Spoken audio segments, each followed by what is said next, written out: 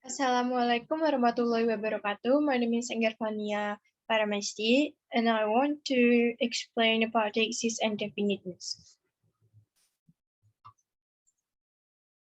Here, first, deictic.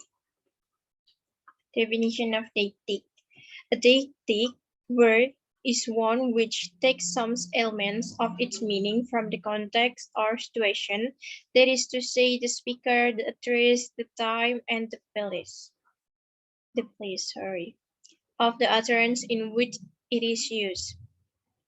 Like here, deictic terms have been referring expression like you, here, and today are modifiers which can be used with referring expression like the demonstrative this. For example, the first person singular pronoun I is deictic. Here, first, when Mark says, I left Canada yesterday, the word I here refers to Mark. And the second is when Gino says, I used bought a new bike. The word I here refers to Gino. In addition to deictic words such as here, now, come, and bring, there are in English and other language certain grammatical devices called tense or indicating past, present, and future time, which must also be regarded as deictic because past, present, and future times are defined by reference of the time of utterance. And here, first some examples of deictic. The first is if a television news reporter speaking in Fresno, California says this town has taken by a major earth tremor at 5 a.m. today. What does this town revert to? So this town revert to Fresno, California. And the second is if on May 4th, 2005, my daughter says to me, yesterday wasn't my birthday. What day is being picked out by the word yesterday? The word picked up by the word yesterday is May 3rd. And next, context. And the context of an utterance is a small subpart of the universe of the source shared by speaker and hearer, and includes facts about the topic of the conversation in which the utterance occurs, and also facts about the situation in which the conversation itself takes place. For example, if I met a stranger at a bus and we began to talk about the weather and not about anything else, then facts about the weather, for example, that it is raining, that it is warmer than yesterday, or etc. Facts about the bus, for example, that is crowded, and also obvious facts about the two speakers, for example, their sex, and are part of the context of utterance in this conversation.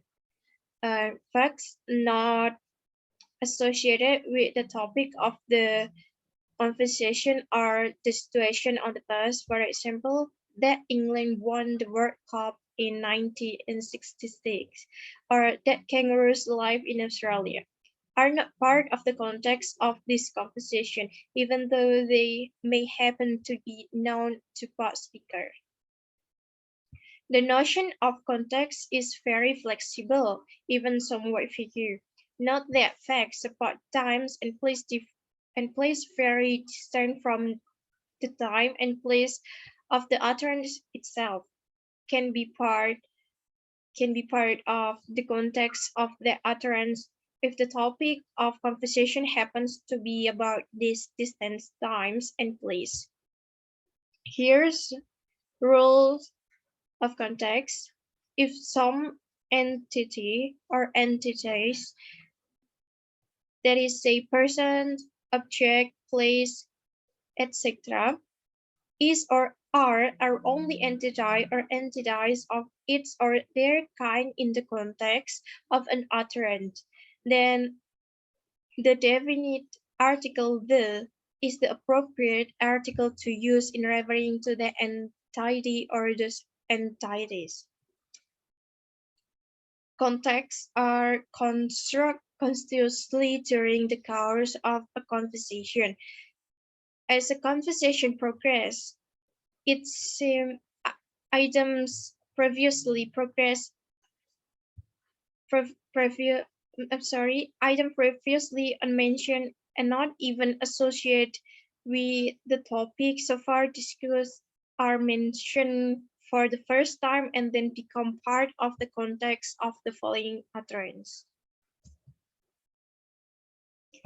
Here for some examples of context. There are the situation if I carry on a conversation with a friend about the time 5 years earlier when we first met in a church, and we are now holding the conversation in the garden of my house in Britain. First, which of the following two utterances would be more appropriate? A. Do you remember when we met at the university? Or B. Do you remember when we met at a university? So the more appropriate is A. Do you remember when we met at the university?